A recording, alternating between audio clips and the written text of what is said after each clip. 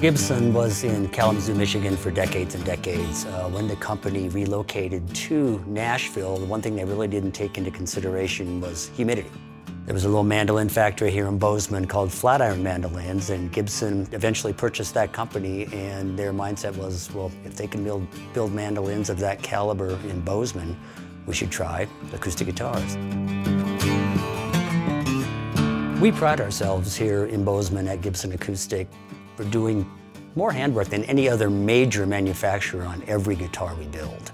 We do use CNCs to rough carve parts, like rough carving necks, just to get the consistency for that model of the scale length of the profile of the neck. We rough carve our bridges on the CNC, but they're all hand sanded, hand inlaid after the fact. Almost everything else is done by hand. Every piece of wood is hand sanded to final thickness and final smoothness. Every part is hand assembled. Every guitar is uniquely different by the hands that have touched it, which is the art of building a fine orchestral instrument. But the CNCs and all these other things being used scientifically, the engineers, they've been able to modify the inlay patterns so that they're fit more beautifully than ever before, and modify all of the physics behind the fitting of the neck so the guitars play more consistently than ever before, and we can build more of them.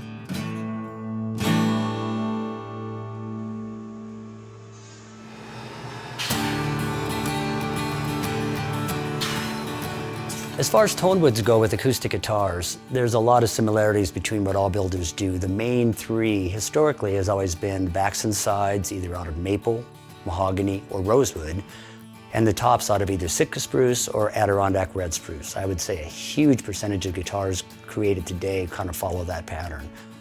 Different tone woods affect tone differently. The visual, of course, is different, and we strive just to find the right woods to line up with the body style and with the tonality that that model is striving for to make the end product and get us to that point. With a Gibson Acoustic, you get a balance of lows, mids, and highs. And I have to accentuate the fact that Gibson has such a strong mid-range, which is where the information is very, very precious for an acoustic guitar, because that's where the most expressive information lies for a player. And that's what a Gibson offers.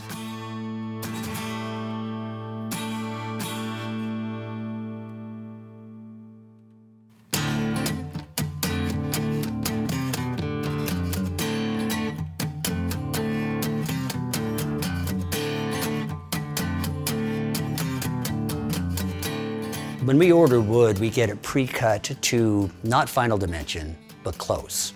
And in most cases, it has been kiln dried, so it's closer to being ready to use. But we still acclimate it to our climate, to our factory, for a minimum of 30 days. We use plexiglass rods, about the size of your finger, to separate out the sets. And we stack them so they get air through them.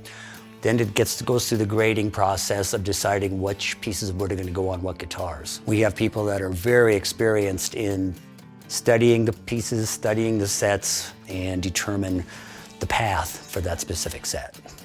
The first time I see the wood is immediately out of the delivery truck. We break the pallet open, kind of dive right into checking for cracks, any defects in the wood grain. Then we grade it, make sure it's the right grade as it says on the packing slip. Everything from necks to backs, tops, ribs, everything gets inspected here. We're also separating it by grade, so we'll use different grades for different styles of guitars. So I have a Sitka spruce top in my hands here, not joined, not finished sanded, rough at this point. What they'll do is they'll take this top, and on a planer, they will run the two edges that are eventually to be joined. Then they have this bright light table. They will set this on the table, piston slam the two pieces together, and they'll keep planing it until once it's together, they can see no light through that seam.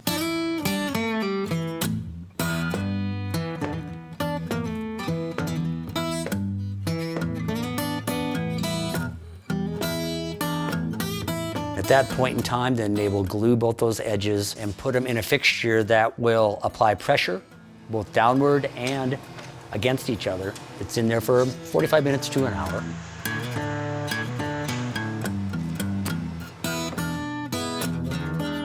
When that's done, we will take tops and backs that have been put together this way and run them through our thickness sander, which will take them down, not to finished thickness, but just get them smooth enough where we can work as far as establishing the rosette cavity, installing the rosette, and move them forward to be cut to shape.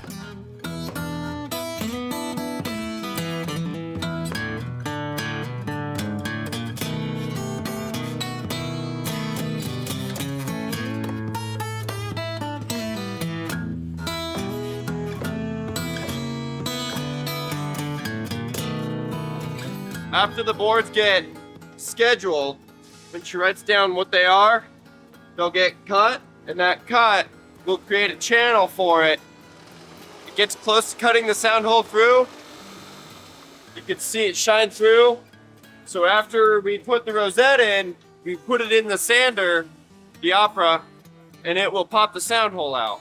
Tops are joined at this point, and we have a cutter that will cut the cavity for what's called the rosette.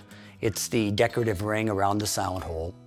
A lot of different types of patterns depending on the models. They cut the cavity, they set in the material. Now, the black, white, black, or white, black, white striping you see around the sound hole, it's actually just pieces of plastic with that coloration. They'll glue it in. Still looks really rough when they first put it in, but when they run that thing back through the thickness sander, it just takes it down and it looks like the finished rosette at that point in time. After these get cleaned up a fair amount, what we do is we put stickers on them to indicate what they are, and we also will scan them into the system. At that point in time, then your top it's still square, it's still rough, but it is ready to move forward through the process. We use a Cam Master tool that actually they'll put the top and the back of that particular guitar on the tool, and it actually cuts out both at the same time, which is really nice because they stay together. For past tooling, older school tooling, you cut out one, then you cut out the other, you would batch a bunch of backs and a bunch of tops, but this way we can dictate what top is going with what back. It stays as a set through the process. The Gibson body styles affect the tone in so many different ways. A small body like the LG2 or the LOO, being small, it's a much more focused tone. Now, we do create a beautiful warm mid-range in those instruments also, less highs and less lows. Now, why I'm describing that, those small bodies like LG2s and LOOs are absolutely fabulous for fingerstyle solo playing. Now, when you get to the bigger instrument like the J45, it has more of a bottom end with its round shoulders. And what the J45 does based on its bracing pattern and body, if you hit it harder, it'll growl at you. And it growl in a good way, by the way. It'll growl and get nasty, and it's great for rock and folk and blues. Now, when you move up to the Super Jumbo 200, that airspace, of course, gives it more bottom end. Now, when you strum that guitar, there's a little less mid in most of them, and therefore the highs are clear and the bass is deeper. You strum this thing and you feel like you got the full band behind you.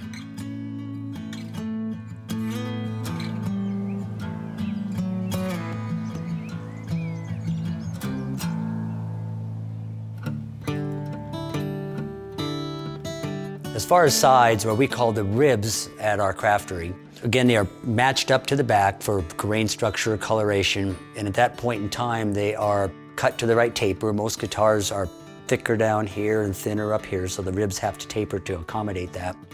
They're soaked, and then we have the series of presses. They're heated to roughly 300 degrees, so when the wet rib set is actually placed in the shape, it takes about 5 minutes. Press is closed, the shape's pressed into it. Most of them have saws that cut off to the proper angle, and then you do them in the 2 sets, and so each round probably pops out a carbon copy of each rib set. Each wood has its own aroma, so to speak. When you're cooking it in the presses and forming it to shape, you can kind of tell just by the smell of what wood is actually in the steam presses.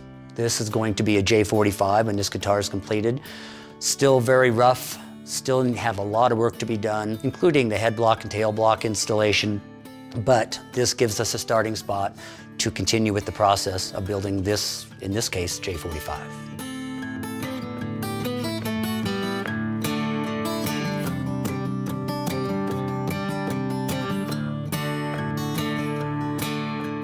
I don't know how many guitars, rib sets I've glued up over the years we could get in. It's crazy 50,000, who knows, over 22 years of building them. Wood's always different. No piece of mahogany is going to be the same. It's going to react different, it's going to bend different, it's going to sand different, and to be able to have that feel for it, you can't copy that. This press right here is actually from the original Kalamazoo, Michigan plant back in the day before they relocated to Bozeman. It's one of the few oldest lingering machinery that we have. Like I said, this thing's kind of an antique, so it's kind of cool piece of machinery that we still have, still operates to this day. We have this really unique sander that will sand the ribs after they are bent. It sands one side, they flip it over, it sands the other side to get us down to our desired thickness. It's still not final, but right around 95 thousandths of an inch is what our target is for the sides of the guitar. Once the ribs are bent, they're joined together using a head block and tail block. These add support where it's needed, not only to secure the two pieces of the rib together, but in this case, also to support the compound dovetail neck joint, which is iconic for the way we build our guitars. The tail block gives support where either the strap button, or in a lot of cases, most cases, we put electronics in our instruments. They will take the two sides, they'll take the head block, for example, put it up against one, match up the other side of the rib so they line up together, clamp that up with glue. We use Tight Bond, Carpenter's wood glue, on the bulk of our wood-to-wood joints. But they'll clamp those up, they let them sit for about an hour. Anytime there's a wood glue application, it's 45 minutes to an hour to let it sit. The wood and the glue are still curing and bonding for a long time after that, but you can continue the process after that length of time. The building techniques used today from the early parts of 1900 include the dovetail neck to body joint. Is a tougher joint and creates a vibrating surface from the top of the guitar, the neck, right through the neck into the body, which is where we want most of the sound to go.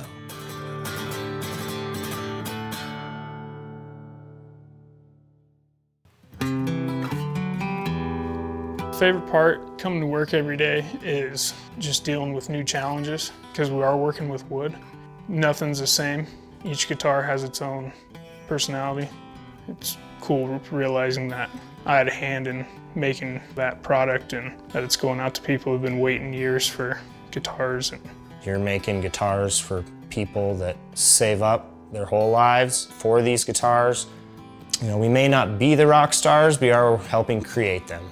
The next Jimi Hendrix or the next great guitar player could grab a Gibson, and 5 years from now, he's the one playing it on the Grammys. Just cool knowing that I made that, like that I helped inspire him. What I feel when I see an artist playing a guitar that I've had a portion of creating or created the design of, I feel a very great sense of pride. I just feel a great sense of contribution once again.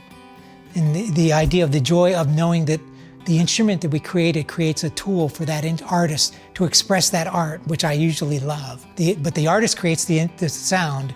We create the tool that creates the sound that expresses what the artist is creating. That's the best feeling in the world.